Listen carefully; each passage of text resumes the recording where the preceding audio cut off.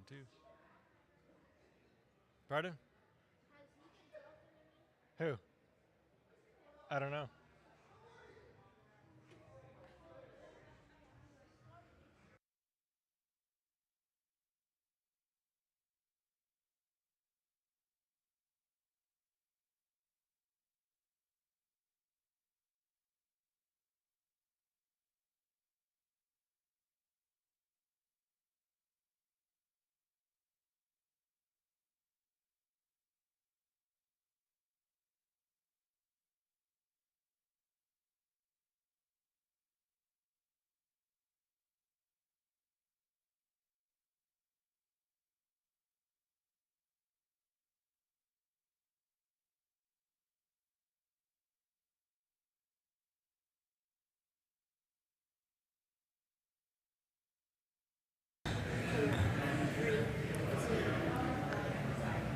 Good morning, Westwinds Online. I am so glad you're with us today for church this morning. Hope you're having an awesome week, an awesome weekend wherever you're watching from. If you're at home, or if you're at the cottage or on the lake, or if you're in the lunchroom at your work, we're glad you took a few moments to tune in for service today. It's a pleasure and a blessing to have you with us. We are 2 weeks from summer church. It's crazy that it's already almost July. What on earth is happening? But we are pumped for it. If you don't know what's going on with summer church, we take our 9:30 and 11 a.m. service and combine them into one 10 o'clock service that happens outside on the hill behind the church, on the north side of the church. We all get together for one service and have church outside for the months of July and August. It is a really cool time for everyone to get to be together and enjoy our Michigan summers and really meet for church in a unique kind of way. And so we'd love to have you, if you're able to make it, for any of those Sundays for church online or summer church outdoors. We have been working on these Westwinds work projects for a couple of weeks now. We've been organizing and cleaning and putting stuff in boxes and putting things in the dumpster and trying to just get ready for this summer and for this next season of Westwinds. And if you're available, we could use a few more hands to help us out, especially tomorrow night at 6 p.m. We're going to be demoing a wall. We're going to be outside getting the hill ready for summer church. And we need your help, especially if you have any kind of talent or skills in construction or handy person work or whatever that might be. We'd love for you to join us. And if you're available, would you RSVP, let us know you're coming, and so we can plan for what projects to get done by going to westwinds.org. On the main page, there's the sign up form, or you can go to our mobile app and drop your RSVP in there. We'd love to have you join us for that. We are in week 5 of TheoGenetics. We're getting through this series, and this week we're talking about the shepherds among us. What's it mean to be a shepherd? And so we've got actually a really special thing at the end of the service. We're going to interview 2 shepherds from our community. We saw it at the first service. It was so special, and just a really, I think, powerful time that I personally was really spoken to by it, and I think you'll really enjoy it too. So stick around for the whole service and catch that special interview after the message with a couple of shepherds from our community here as we talk about TheoGenetics from the shepherding side of things, and see if maybe that personality resonates with you. Are you one of the shepherds among us, somebody that God wants to use to shepherd his people? And it may not look how you expect, or maybe it's more expansive than you would have thought. So make sure you stick around for the message today and hear what God might want to say to you about being a shepherd, or the shepherds you know among us. Well, we're like a minute from service starting right now, so I'm going to sign off, but we'll see you a little bit later to join us today as we sing and hear from God and listen to what he wants to say to us today as part of Church at Westwinds. Have a great Sunday.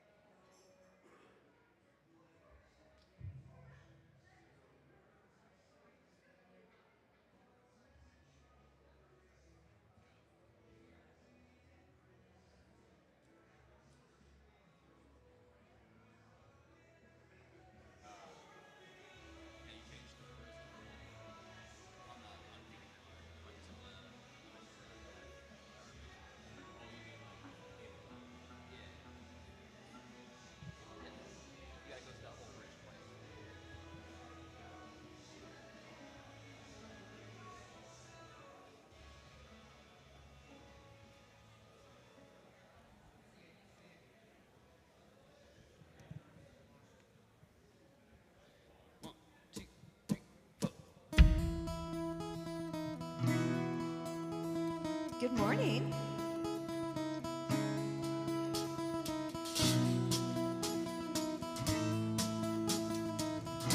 All right, let's talk about God's goodness together. You placed eternity in our hearts. We were yours from the very start. All we've known has been torn apart. Now we have forever.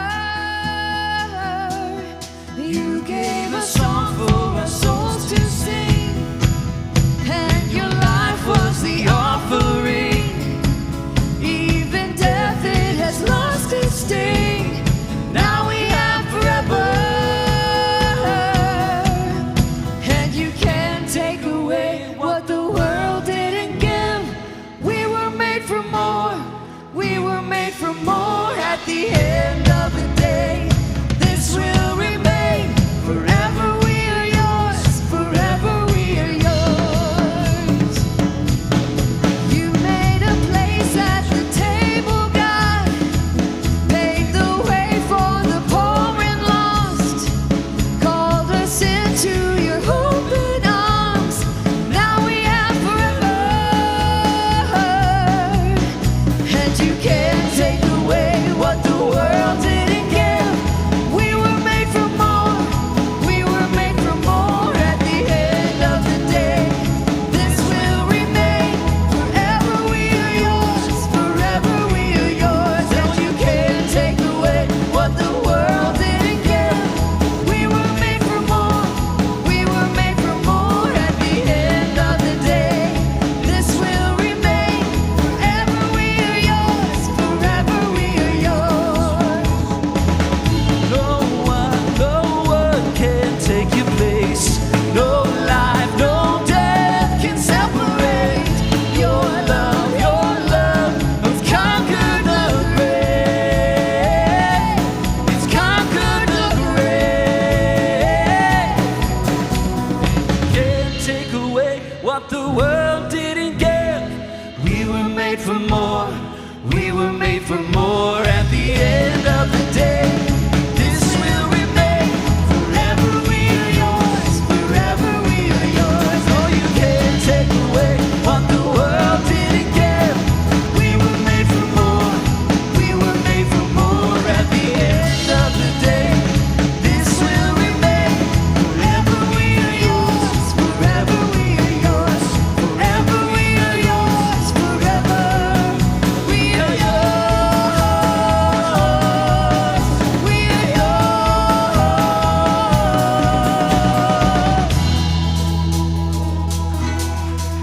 Good morning, Westwinds. Hi, friends. You know, just a question out of the air. Have you ever been through an oppressive week? I may or may not be talking about the weather, but metaphorically speaking, we all have these seasons of life, right? Where stuff gets hard, where things feel like they're weighted on us and sitting on us. And a morning like today, when you wake up and the temperatures are cooler, it might be a light rain that feels really great when you walk in. That's kind of like the fresh wind of Jesus coming in, the fresh wind of the Spirit meeting you where you are today, inviting you into His space. He's been waiting here for you this morning. He's waiting to talk to you. He's waiting to invite you into a next thing in your life. And so I pray that you have the ears and the eyes and the heart this morning to hear that. And we're going to be wowed together because it's beyond our comprehension and understanding.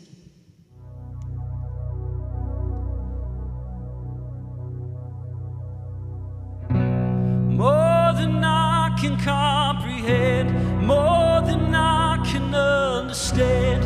Yeah, you're giving me the chance to know you, to know you. Whoa, whoa, whoa, whoa. From the eyes of my heart to the depths of my soul, I have witnessed a mystery I can't put into words. When I try to explain you, it just doesn't describe. You're in every direction before our eyes. More than I can comprehend, more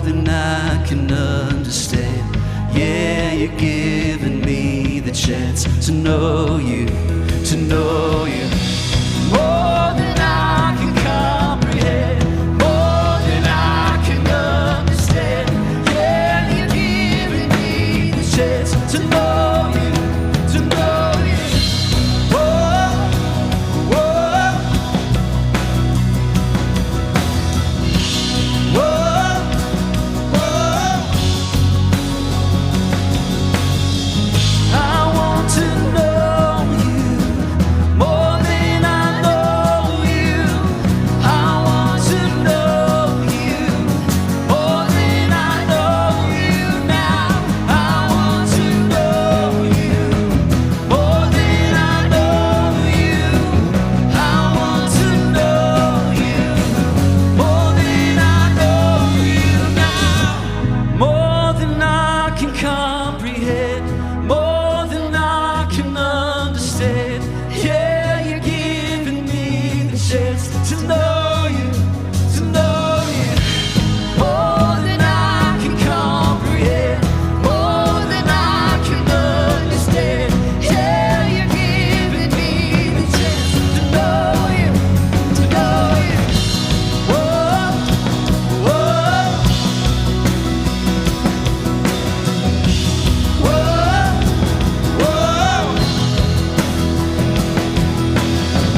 I want to know you more than I know you.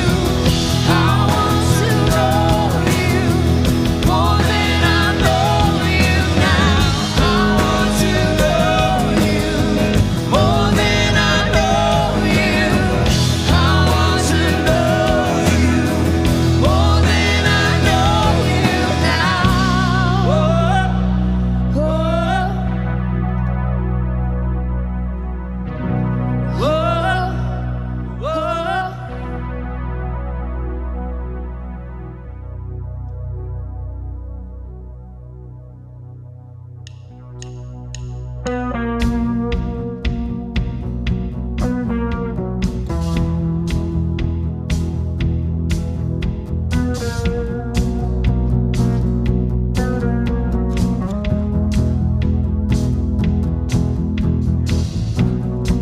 And you never look me down, no matter the way I stumble down this road. And from dawn until sundown, would you hold me tightly and take away this load?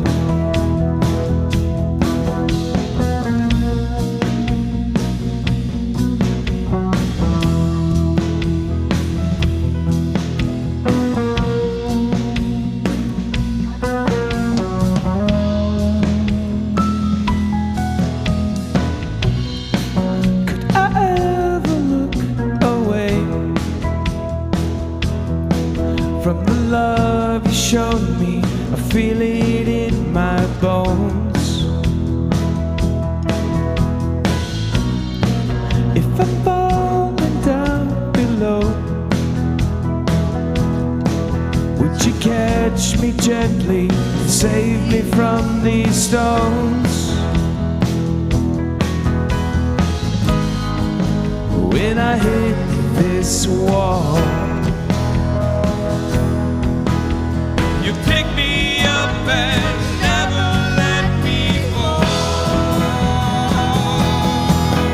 And you are the light, you are the light. I'm covered in your grace for all my days. And you are the light,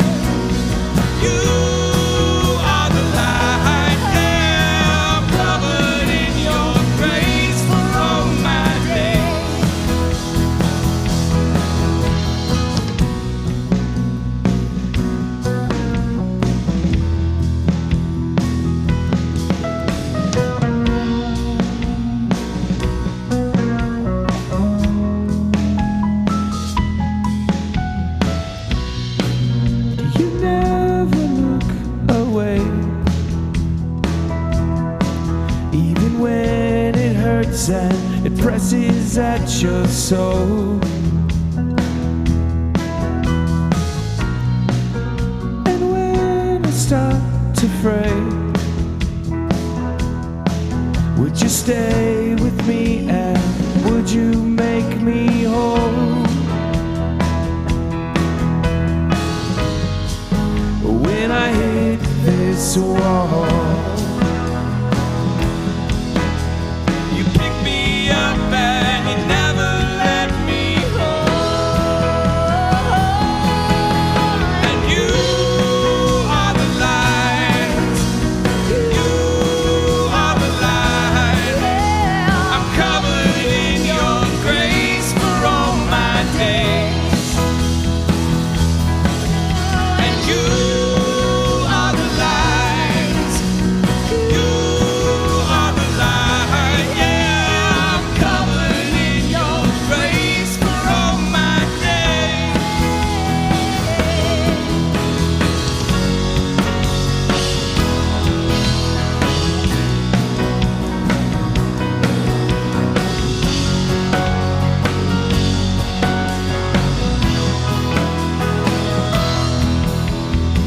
you are the light, you are the light. Yeah, I'm covered in your grace for all my days. And you are the light, you are the light. Yeah, I'm covered in your grace for all my days.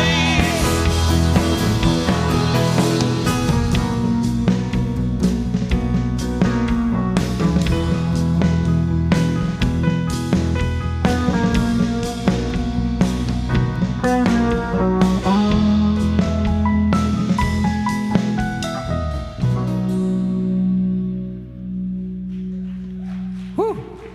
You grab a seat for a moment. Good morning. If you're new with us today, a special welcome to you. We're so glad you're with us. If you're here every week, special welcome anyway to you too. We're glad you're here. My name is Josh. If I haven't met you, welcome to church this Sunday. We are almost to July already, so what the heck happened to 2024? But with the start of July means we're kicking off our summer church. What that means, we take our 9:30 and 11 a.m. service, that's you, we combine them together into one service at 10 a.m. and move this service outdoors to the hill behind the church. So all those that come to the 9:30 a.m., you get to see every week that you kind of miss like ships in the night. So we combine both services for one big service outside.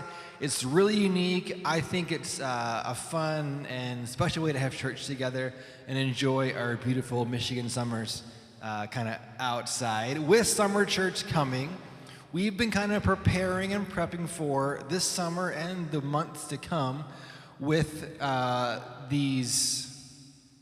Oh my goodness, I forgot the other thing I was going to say. I know that, but I got to back up because the most important thing about summer church is the slide they prepped me on.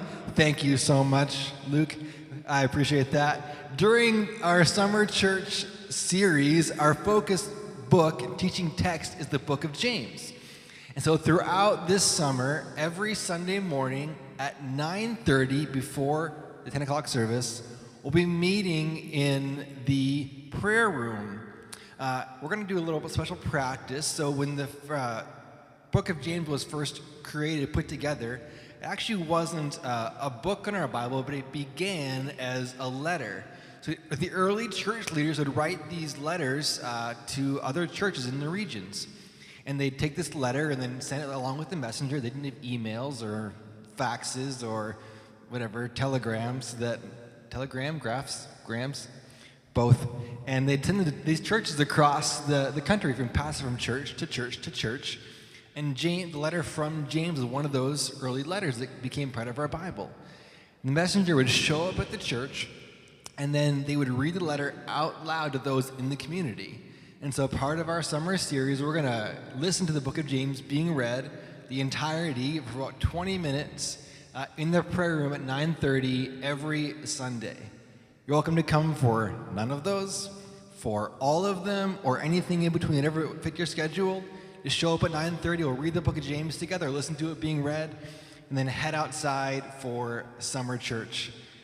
What I was gonna say is our work projects have been happening for about a week. We've been prepping our church and our building for the summer and seasons to come. We have 3 projects left, beginning after this service today, and then 2 more tomorrow night, prepping for summer and some construction and demo stuff. We need some help still. And so we've got some special projects, especially if you have any kind of construction or handy person skills, can swing a hammer or dig a hole. We would love to have you with us. If you can't do those things, we still want you to come. There's lots to do, but especially if you have those skills to like demo some stuff, we'd love to have you with us. If you're available, would you do us a favor and RSVP, either through our website or through our mobile app, just so we can plan on what projects to be available for us today and tomorrow. Lastly, if you want to be a part of service today and participate through giving, I want to invite you to do so. It's one way that we worship.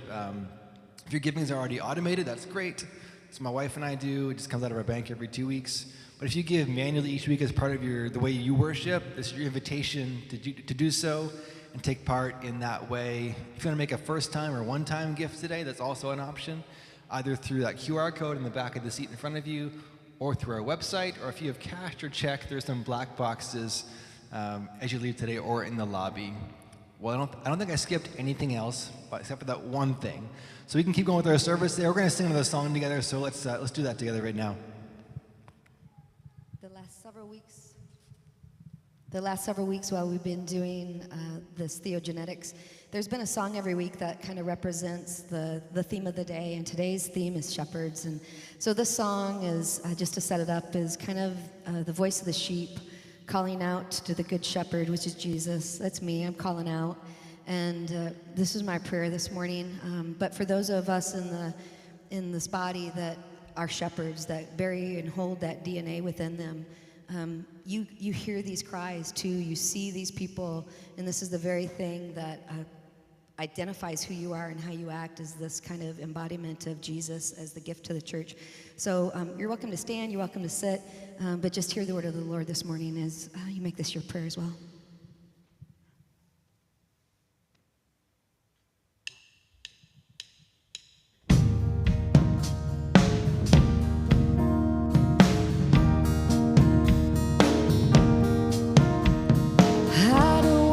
Face this valley, I don't want to walk alone.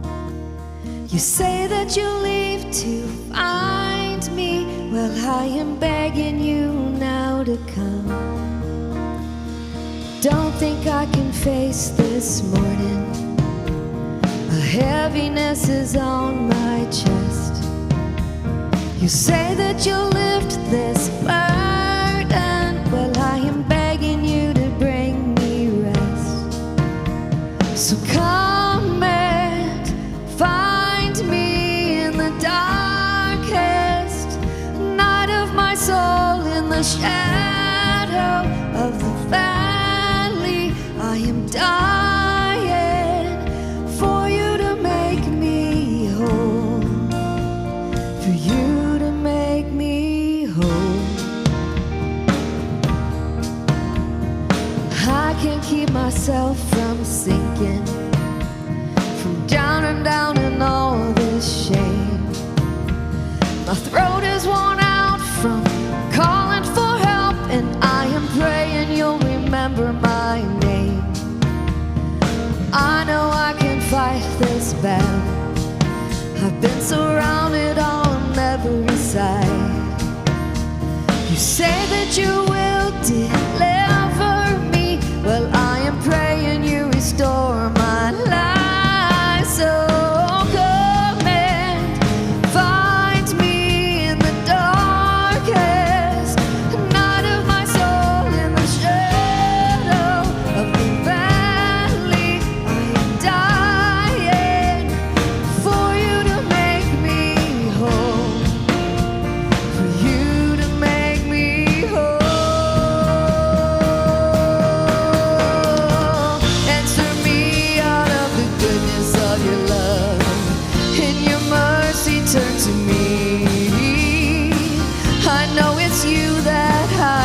running from, and it's in you I need. You're all I need. So come and find me in the darkest night of my soul, in the shadow of the valley. I am dying for you to make me come and find me in the darkest night of my soul, in the shadow of the valley. I am dying for you to make me whole, for you to make me whole, for you to make me whole. Amen.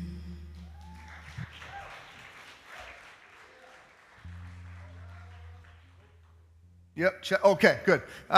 So good to be here again today. I think I'm like probably the fourth or fifth person today to say good morning. Good to have you here today. So glad we could gather. We're in a bit of a teaching series, like a series of teachings we're 5 weeks into a 6-week series. And so if you're new with us today, you're kind of like coming in a conversation that's been happening for almost a month and a half that we have been calling TheoGenetics. Theo means God, and genetics is this thing that's inside of us. And the concept of this series is that we believe that every person is created by God and is a gift. Doesn't contain gifts, but you are a gift. That you're a gift to the world from God. And the text we've been looking at for 6 weeks comes from one of these letters that Pastor Josh shared about earlier, a letter written to a church in Ephesus. The book is called Ephesians, and the church in Ephesus was a really diverse church. It had people from all different backgrounds, Romans and Jews, and different spiritual backgrounds, religious backgrounds, ethnic backgrounds, and they're all coming together trying to be the church that centers Jesus, but they all have different ways of making decisions, right? Like, did you know that different cultures have different ways they make decisions? And so they're trying to figure out, like, who decides, right? And so this letter is written to the church in Ephesus. And this is the text that addresses some of that in their midst. Let's look at this together. Ephesians chapter 4 is where we've rested now for the last 5 weeks. Ephesians chapter 4, starting in verse 4, the letter says this: "You are one body and one spirit, just as God also called you in one hope. There is one Lord, one faith, one baptism, one God and Father of all, who is over all, through all, and in all." Goes on, verse 7, "God has given his grace to each one of us, measured out by the gift that is given by Christ." What's he saying here?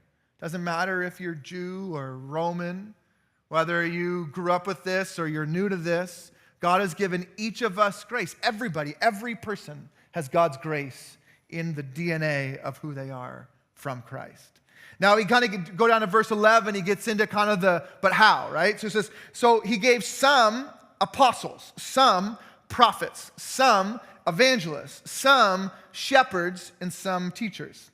His purpose was to equip God's people for the work of serving and building up the body of Christ until we all reach the unity of faith and knowledge of God's Son. God's goal is for us to become mature adults. God's goal is for us to become mature adults. We have any mature adults in here? Didn't think so. Okay, so this is going to be really important for us. To be fully grown, measured by the standard of the fullness of Christ. Now, the idea here is that the DNA, the theogenetics in us lean towards these apostles. Some of us are prophets, some of us are evangelists, some of us are shepherds, some of us are teachers. Now, most of those words are weird words. Most of those words don't have very much context for us today. So sometimes when we talk about this passage, we talk about it like APEST, the APEST passage, or the fivefold gifts, ministries of the church: apostle, prophet, evangelist, shepherd, teacher. APEST. We following this? Right. All right, I'm done. Good. Thanks, guys. That's great. Okay. Right?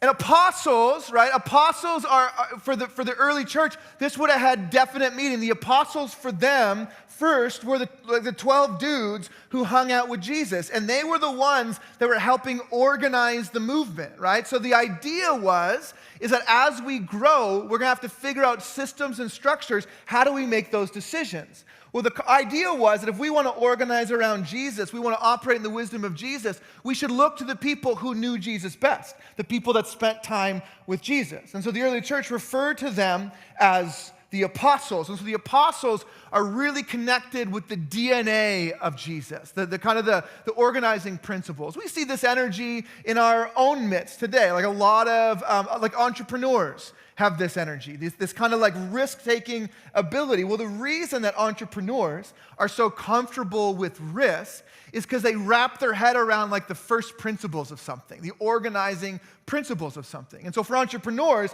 in their brain, is like, well, we can grow this. As long as we kind of understand the first principles of this, then it's safe to keep growing and keep moving and keep going, right? These are the apostles. Now, prophets in our midst, this would have had biblical imagery. This comes from the Jewish tradition of prophets. So prophets in the Jewish scriptures were these individuals who at times were a little bit reclusive, but at times would kind of pull away and were really connected with the heart of God. But then once in a while throughout Jewish history, these prophets would come out of their reclusiveness. Maybe it was their prayer life, or would come out of the mountains. Some of them lived really far away. And they would speak truth to power. They'd say, listen, because of the heart of God, you need to stop doing that. We have to stop treating people like that. We have to stop ignoring these people over here and favoring these people over here, because they were connected to the heart of the matter, to the heart of God. That they felt that treating people certain ways dishonored the core and the heart of who God was. Now, evangelists in our midst, we talk about evangelists, this would have come with more of a literal understanding. So the word evangelist literally meant like the sharers or bearers or carriers of good news, So the evangelists in our midst, we've been joking as we've been talking about evangelists in our church a lot. The evangelists in our midst are like the people who like go to a restaurant and can't not tell all their friends about it, right? These are the evangelists in our midst. And what the apostle is saying in this letter is saying some of you are evangelists. Some of you are people who can both identify the good news that's happening among you and tell other people about it. Now today we're going to spend most of our morning talking about shepherds. Now this would have had vocational imagery. Folks at this time would have known some shepherds, would have had an idea. This was like a common job, a visible job that people would have had. Shepherds were the people who worked in the fields and cared for the sheep. And the teachers, we're going to talk about next week, teachers would have had this imagery of those who taught in the temple, those who taught the law or the scriptures in the temple for the Jewish folks. But for the Romans, probably they had teachers in their midst who would have taught them in the education system, in the schools, right? So they would have understood teachers as this function. Now, the way this often plays out over church history is that apostles and prophets tend to be more on the pioneering end of things. Apostles have this crazy, wild idea, this new thing we're going to start, this new place we're going to go, this new way we're going to go about things, this new way to organize people. And they can figure it out. They understand the first principles. They get people organized really quick. And the prophets come along early on to make sure that these systems that are being built by the apostles don't look like the same systems that the Romans were building, or the same systems that the Jews were building, or the same systems that America operates on. The prophets come along to make sure that, listen, the systems and structures we're building can't just be about the systems and structures. We also have to stay connected to the heart of God. So apostles and prophets often are on the pioneering end of things getting started. Now, shepherds and teachers come along later on in the process on the other side. Shepherds and teachers come along and they start looking around going, man, there's a bunch of people here. We got to make sure they're taken care of. We're going to make sure this stays healthy. Because if the people don't stay healthy, this is not going to sustain, is it? So shepherds and teachers almost turn back towards the community and help the family, the organization, the church continue to sustain over long periods of time and stay healthy. Now, evangelists, they sit in the middle. They sit in the middle and they're just like so excited about everything, right? They're just out there. They're like, have you heard about this new thing we're starting? It's really, really cool, right? Have you met this person who comes along, and have you heard of these stories about these people? They're getting healed of their past wounds and their traumas. You got to come be a part of this. Have you heard the band? The band is so good. The evangelists are just out there talking about all the things. And you can see how over time, how organizations, churches, families grow. Apostles and prophets starting things and getting things connected to the DNA and the heart of things. Evangelists going out and finding people who would love to be a part of the thing. And then shepherds and teachers coming along, making sure it sustains and goes. It's in the fabric of our society that every human has some variance of all of these pieces inside of them. And then each of us have certain energies from these that are stronger in us, that come from the person and presence of Jesus. There's your review. We good? All right, good. All right, so today I want to talk about shepherds, and we want to dial in with shepherds. We seasonally talk more about shepherds around Christmas time. You know, like that we start talking about the birth of Jesus, and there's like this little verse in Luke that talks about the shepherds who are in the fields. We sing about it, right? We sing about it. The song "Go Tell It on the Mountain." The shepherds kept there watching. Silent flocks by night. Okay, it's too early for Christmas songs, okay? Right, but that's that song. It actually comes from this verse in Luke chapter 2. Luke 2, verse 8 says this. Jesus is born in Luke chapter 1. It says, nearby shepherds were living in the fields, guarding their sheep at night. And right in this simple sentence tells us a lot about how shepherds, at least healthy shepherds, operate. Check this out. Nearby shepherds were living where? In the fields. In the fields. The shepherds among us are deeply incarnational people. They nest themselves among the community. Their happiest place is to be with people and among the people and having people on their left and their right that they're caring for and living with. But they also, I love this, guarding their sheep at night. What was unique about shepherds is that shepherds held this like dual function, right? Shepherds during the day cared for the sheep. They groomed the sheep and they fed the sheep and they made sure the sheep had enough water and had everything they need to keep growing as healthy sheep. But at night, the sheep were in danger. At night, the sheep were in danger to wolves that might come along and eat the sheep, or other farmers might come along and try to steal the sheep. And so shepherds in our community have this kind of dual role. They're really dynamic, that in daylight, when things are good, when things are safe, they can operate as nourishment and healing and care in our community.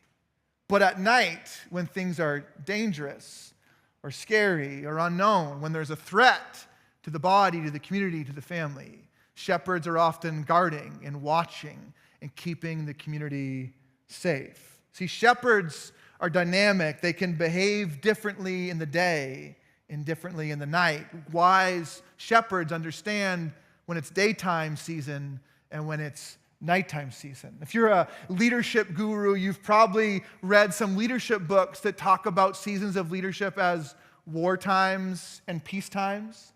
One of the worst things you can do as a leader is lead like it's a wartime and a peacetime, or lead like it's a peacetime and a wartime. Shepherds are brilliant. It's in their bones to understand the difference. There's a passage of scripture, and this is where we're going to spend most of our time today, that helps us really understand shepherds. It's in John chapter 10. Jesus gives this teaching that is often referred to as the Good Shepherd teaching. I want you to kind of picture this. If you catch up in John chapter 10, Jesus is making people very angry, to the point that if you read the text, people are beginning to pick stones up off the ground because they want to stone him. They want to kill him. They want to punish him for the things that he's saying. And so the stakes in this teaching are high. And Jesus goes into this rant about the Good Shepherd. This is what he says in John chapter 10, starting in verse 11. He says, I am the Good Shepherd. The Good Shepherd lays down his life for the sheep. When the hired hand sees the wolf coming, he leaves the sheep and runs away.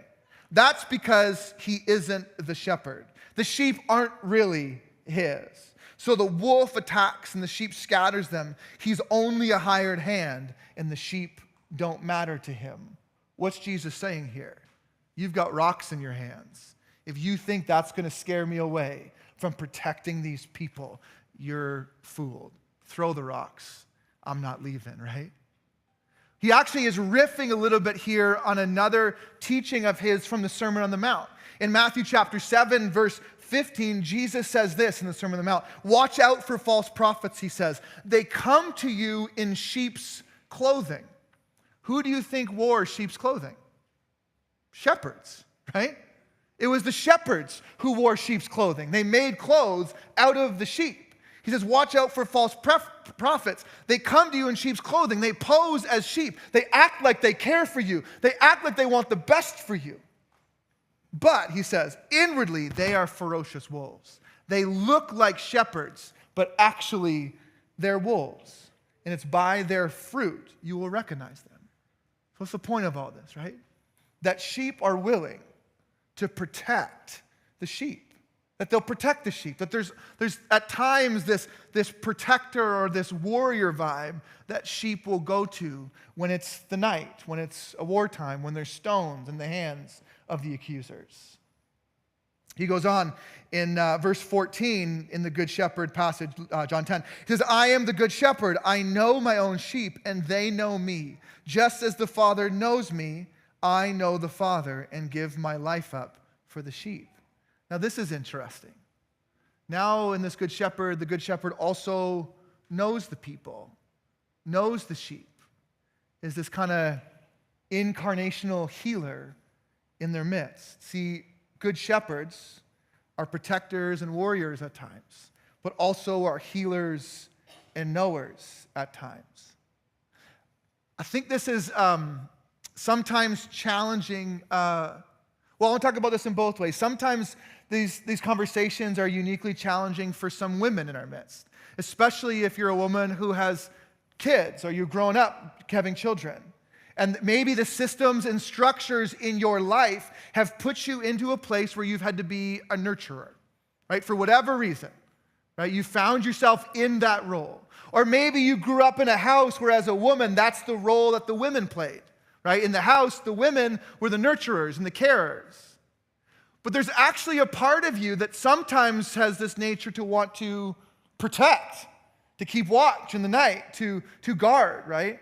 But that's never been a welcome posture for women in your culture. Sometimes when we have these APES conversations, women score high on shepherd because that's been the function under the systems that they've been a part of. But actually, when they begin to dig into this, they lean more and more towards apostles and prophets, but they've grown up in a system and a structure that's not allowed women to be like apostles and prophets. I've had this conversation with men, too, where maybe you grew up in a way where men don't sit and listen to people and care for people and participate in healing conversations with people. Yet that energy is inside of you, but you've never had a male example of that in your entire life. Or you grew up in a home where the male example of that actually pushed that part of you away, that it was unmanly to be with people and to heal people and to be a healing presence in someone's life.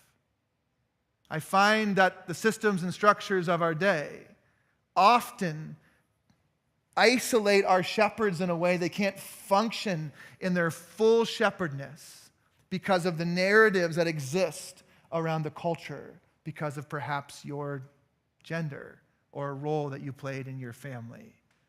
I actually think this is exactly what's happening in Ephesus as well, that the Romans had really, really strict rules and regulations about what men do and about what women do. Actually, the Jews, too, had really strict regulations about what the men do and about what the women do. But you'll notice in the book of Ephesus, there's no gender applied to any of this. That actually among us are apostles, prophets, evangelists, shepherds, and teachers, that they are men and women in our midst that embody these places. Being a shepherd in our community, I wanted to give a little bit of space here as well to talk about some of the frustrations that shepherds might feel in a community, especially a community like ours. Shepherds, when we get into like peace times, right? The apostles in our midst, when it's daylight, the apostles in our midst, they often, that's the time when apostles are like, all right, it's peacetime. Let's start something new, right? Let's build on this. Let's go somewhere else. Let's add a new ministry. Let's do a new thing. And the shepherds are like, whoa, whoa, whoa. We just got to peacetime. Like, can't we just enjoy our time together a little bit? And the apostles are like, no, this is the time to start building things again. And sometimes these apostles can be so frustrating to the shepherds. Often our prophets in our midst, they're always the one like speaking up for those on the margins. They're always the one calling into the questions, the systems, and the structures on which we operate around. Maybe in your family, they're always the one at Thanksgiving dinner disrupting the peace, right? And the shepherds in our midst be like, can you just be quiet for one meal? Can we just get through like 1 month without calling into question all of the systems and structures and who they oppress and who they don't oppress? Can we just get through one season of this? Shepherds in our midst can sometimes get really frustrated with the evangelists, especially as a community gets more and more healthy, because the evangelists are like, I know this person and this person and this person and this person. They'll go out and they'll like find this person and they'll drop them off at your doorstep. And then the evangelists are like, see ya. Right? And you're like, can you just stop dropping people off to me? Right? I can't be healing everybody. I can't sit and listen to everyone's problems. But I think as we move through these seasons of health, you know what those apostolic leaders really need in their life? Is a shepherd who sees them. A shepherd who sees that apostolic leader is taking on a ton of risk by speaking new things and moving into the future. They're taking on a ton of risk, and they are scared too. They just happen to be courageous enough to take those steps. And you know what they need is they need a shepherd to come alongside and say, I see you. I see you. I care for you, and I'm here for you. Let me tell you about the prophets in our midst. You have this prophetic energy in your bones. You've probably lost friends. You probably have family who don't talk to you anymore. You've probably been ostracized from communities. You've been pushed away because you've spoken truth to power, and power always fights back. You know what these prophets need in our community? Shepherds to come alongside of them and say, I see you. I see you, and I want to heal your soul. I want to walk with you through the pain of all the loss you face. I want to make sure that you're patched up and that you can still stand and continue to speak truth to power. As these evangelists are out and they're trying to connect people and connect people and connect people, can I just tell you, shepherds, as much as you long for those evangelists to stick around and help, they can't. They can't. Like if evangelists are out there in the world and they're dropping people off who need help, if they stay here too long, they're going to lose all of their evangelistic energy and get really, really sad. So they need prophets that they can connect hurting people to. They need prophets in their lives that they can connect people who need health and healing in their life. Now, the reason I'm leaving out teachers here is because shepherds and teachers, they get along just fine. They're built from the same cloth. They want the same thing. They want our community to be healthy, and they really, really get along quite well. But let me say this to our shepherds in our midst. Healthy shepherds move towards the human and not the action. As frustrating as apostles in our midst might be, as frustrating as the prophet might be for disunifying things once again, introducing chaos in the community again, as frustrating as those evangelists might be, healthy shepherds can move towards the human and not allow their own souls to get burdened by the action. And let me say this to the shepherds, and this might be the most important thing I say to the shepherds in our midst today, is that it's the good shepherd who is crucified. Nobody else needs to get crucified. That so often in our midst, shepherds, they work and they work and they care and they care and they care and they care. And they lay their own lives on the cross and they burn out. It is not your job to burn your life down to nothing for the sake and the health of the community. That good shepherds need to have shepherds in their life too. That you also need to have seasons and boundaries where you recognize I need to spend some time with the good shepherd and recoup my soul too, so I can continue on and live healthy in the community. Let me read to you the end or the next portion of this John chapter 10 passage. It's right there. Jesus says this, it's why the Father loves me. I give up my life so that I can take it up again. Listen to Jesus here. No one takes it from me. I give it up because why? I want to. I want to. I have the right to give it up, and I have the right to take it up again. I received this commandment from my Father. Listen, healthy shepherds maintain agency over their own sacrifice. Let me say that again. Healthy shepherds maintain agency over their sacrifice. Let me tell you something about me. This quiz that we've been passing around at how people discern maybe where they fit in this APES TheoGenetics paradigm, every time I score quite low on S. I score quite low on S. And so as I was preparing for this, I thought, you know what? Probably some other people should speak into this that aren't me, okay? And so I want to invite two shepherds in our community to come and share with us, Amy Coolbaugh and Kyle Herrick. Why don't we give them a little round of applause? Yeah, welcome, welcome. I want to invite you guys both to come up and find a chair. But Amy and Kyle have been shepherding in our community for a very long time. That they have shepherded our community, and there's been seasons where both of them we have gone through, our community has gone through night seasons, and they've needed to guard and watch and look out for our community.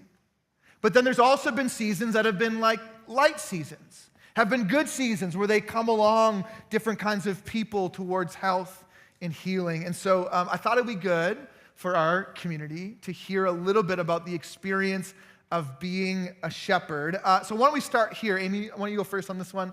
As we've been talking about this whole concept of theogenetics, what has captured your attention from these conversations? It's funny because as Cory asked the question, I didn't know if it was going to be the same question as the first one because I'm pretty off the cuff on answering. But the answer's still the same. It's that this has been a season where every week people get to hear new ways maybe, and it includes everybody in this space. So like every single week you get to come and get to hear something either new, God gets to speak in a way of like, hey, this is you, and each person can find themselves in the sermon. Yeah. How about you, Kyle? What has captured you as we've been moving through this conversation over the last 5 weeks? Well, is my mic on? Oh, there we go. Yeah. All right. I've been. It's funny. I think I know a lot, and I'm learning, and that's such a good thing that I'm learning something new about myself, about a gift that I have, and I'm getting to see when he was talking about the shepherds and the unhealthy side, and I can think back and go, oh, I remember that time. Oh, I remember where I thought I had all the answers, and I was meddling rather than being healthy and caring for the sheep among me, right? Which I am also a sheep and also in need of a shepherd. And so it's been fascinating to think of just how we all, not just the pastor, the shepherd, the teacher, the apostle, the evangelist, we're all a part of this. Like the church is just not a pastor up here. It's not just the worship on stage. It's not just the tech team in the back. It's all of us, not the people out in the lobby. Every single one of us in this room is a gift. Yeah, that's good.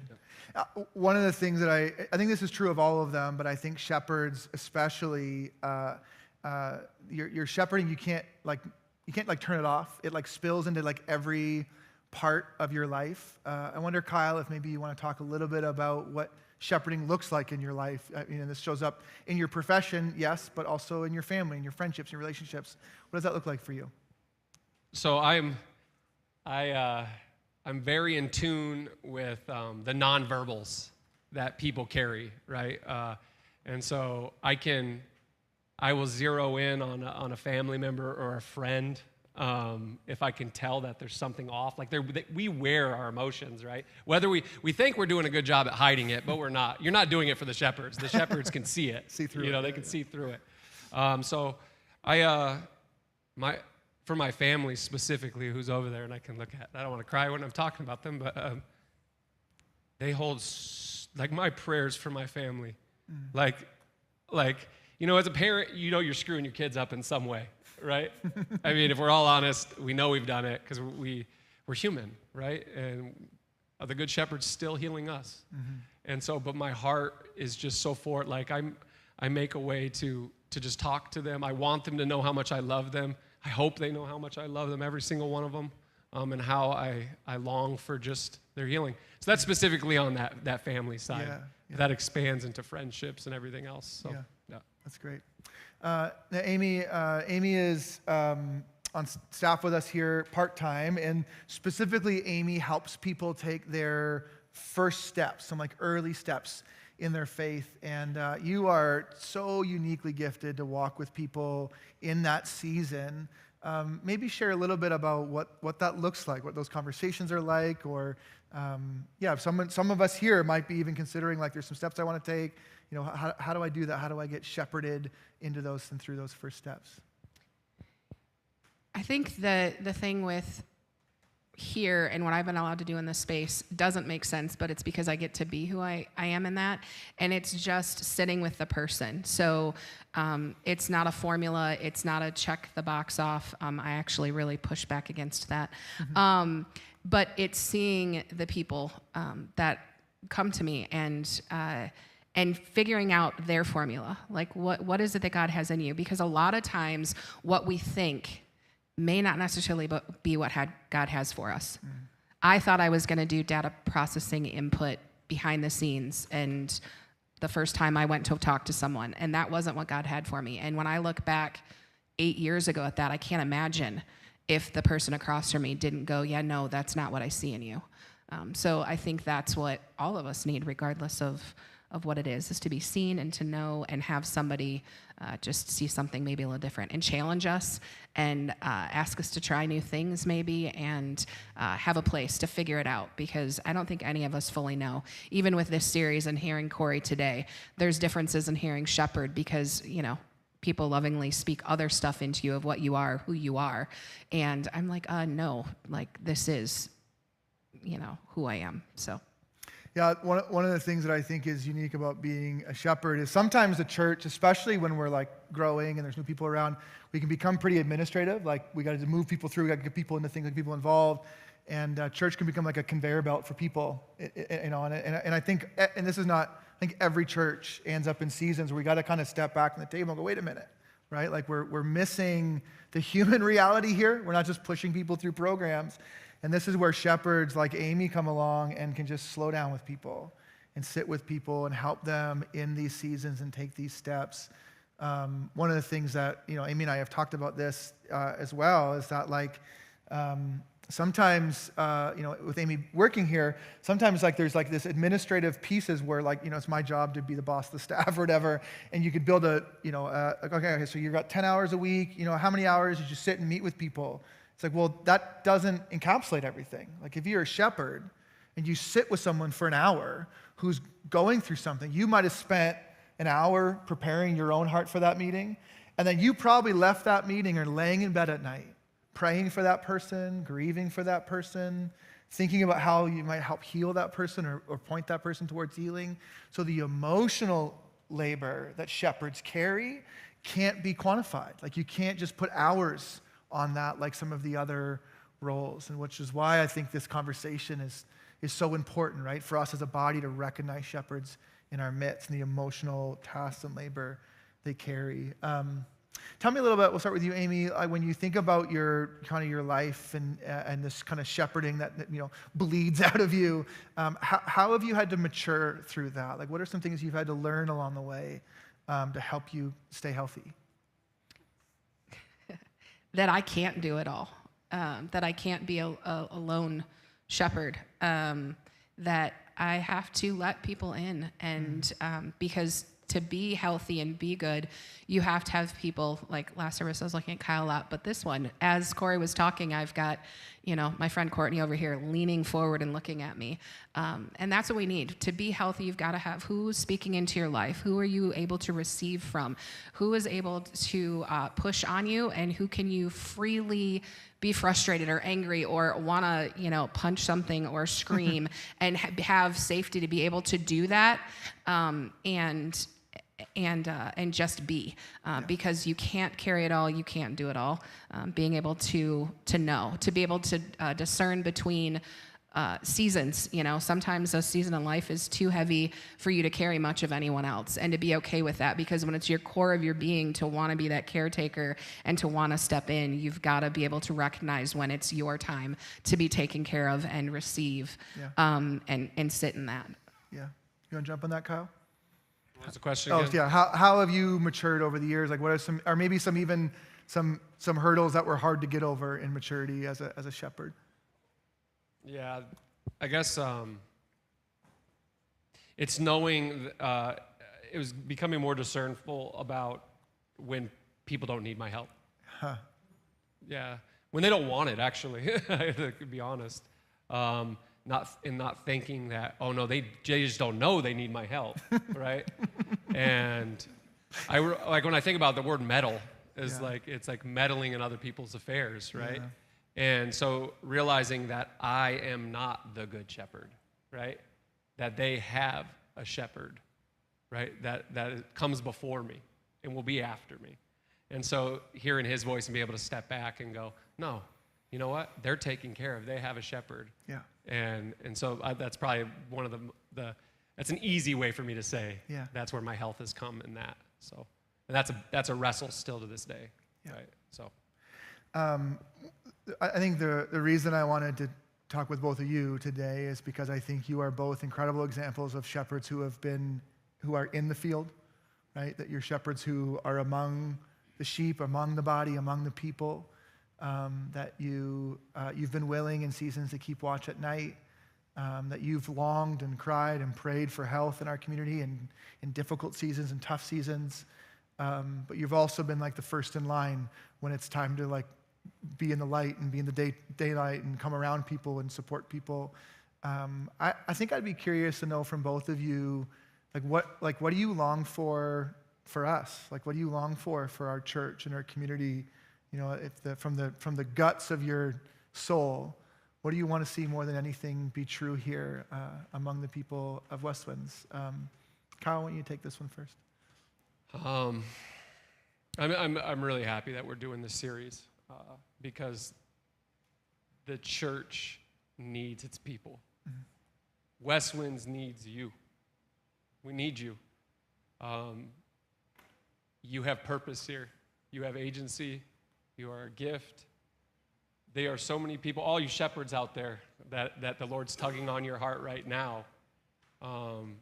We need you. We need you to look after people. We need you, so that one of the biggest things is the burnout that comes from this vocation, right? It's not a vocation, from this living. And we need you apostles. We need the prophets. We need the shepherds. We need the evangelists. We need the teachers. And we need them to wake up and get going, because this world, this community of Jackson needs healing, right? We need healing here. And there's so many people out in this community that are hurting, that don't have a home, that don't know they're welcome. And so, yeah, that's enough. That's good. Amy? And the way that we balance each other so well is, as he was talking, I'm like, the biggest person that needs you in this space is you.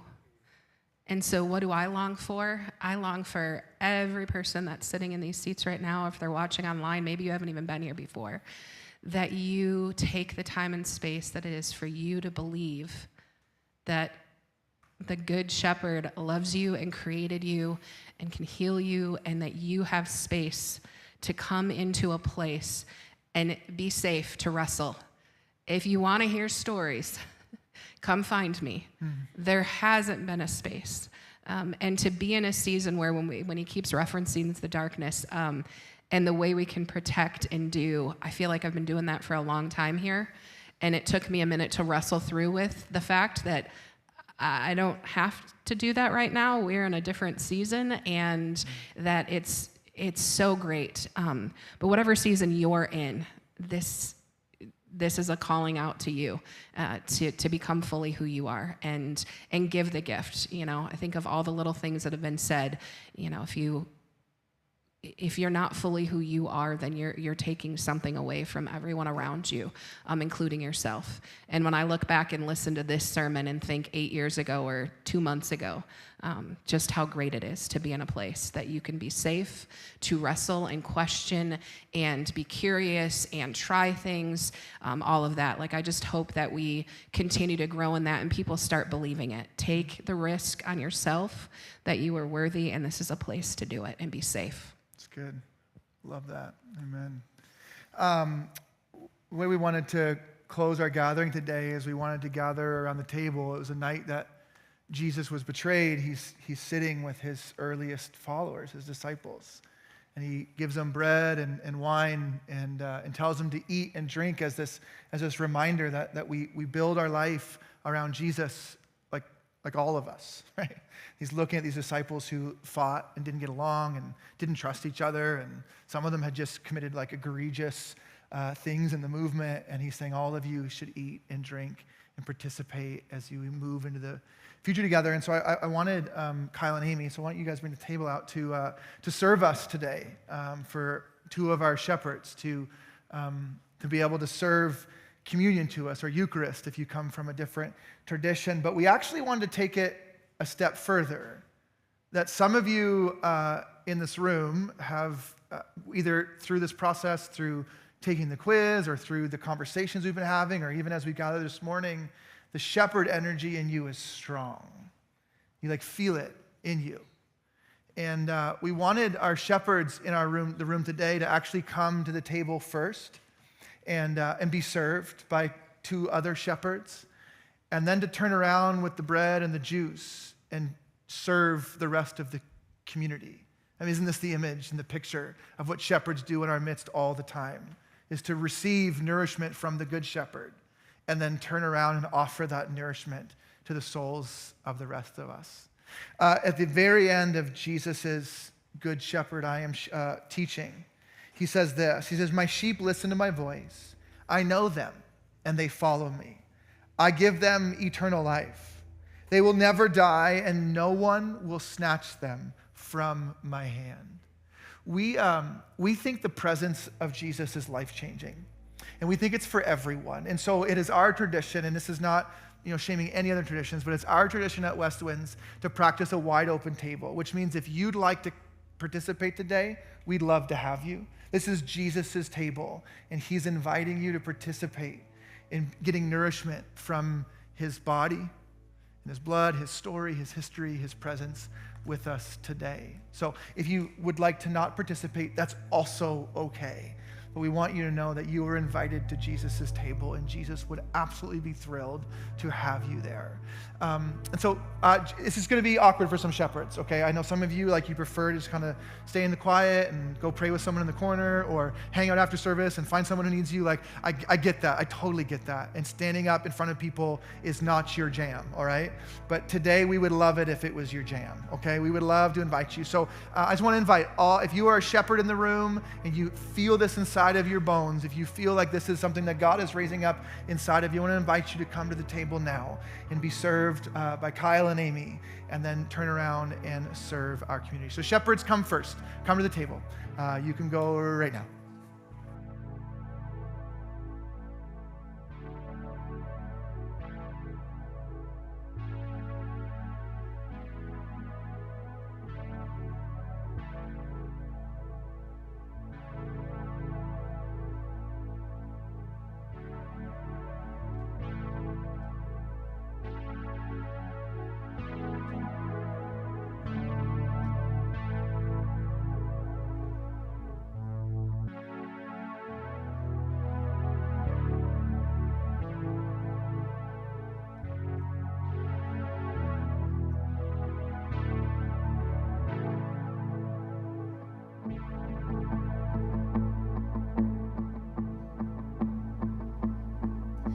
the king of my heart be the mountain when I run, the fountain I drink from. Oh, he is my song.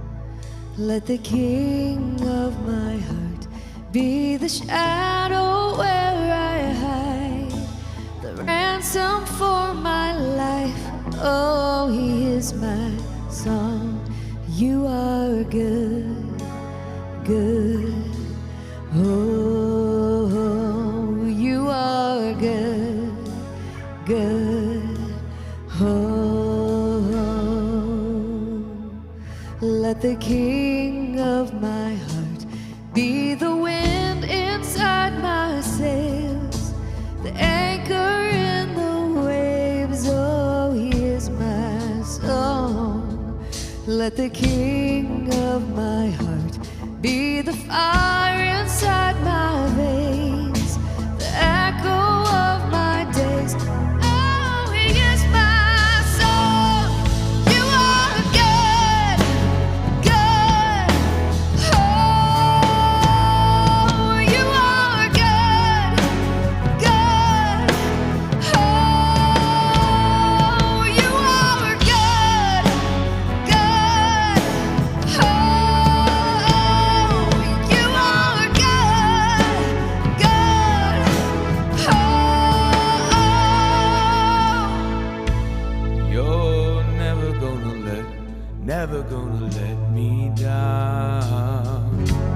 You're never gonna let me down. You're never gonna let me down. You're never gonna let me down. You're never gonna let me down.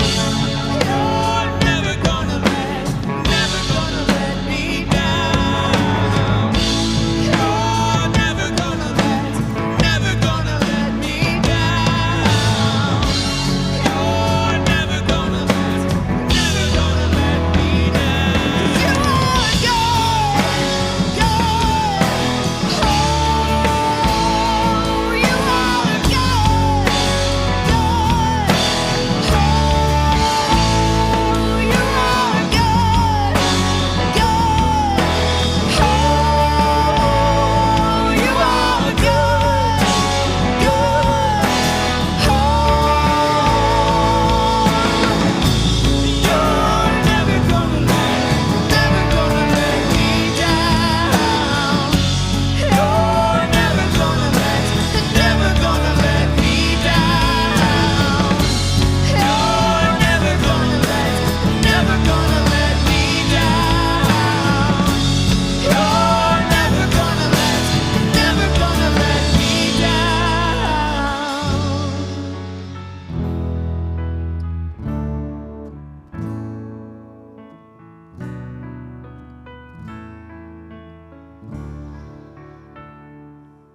and when the night is holding on to me, God is holding on. And when the night is holding on to me, God is holding on.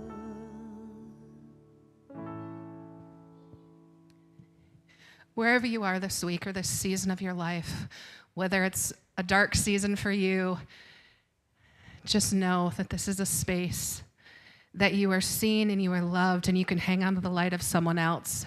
And if this is a season of joy and peace and light and love for you right now and you're just exuberating with that, then know that you're a person that can give that out and make all the difference in the world. So go into your week knowing that wherever you are, you carry the light and love of Jesus with you, and it is a beautiful gift. So have a great week. Thanks, guys.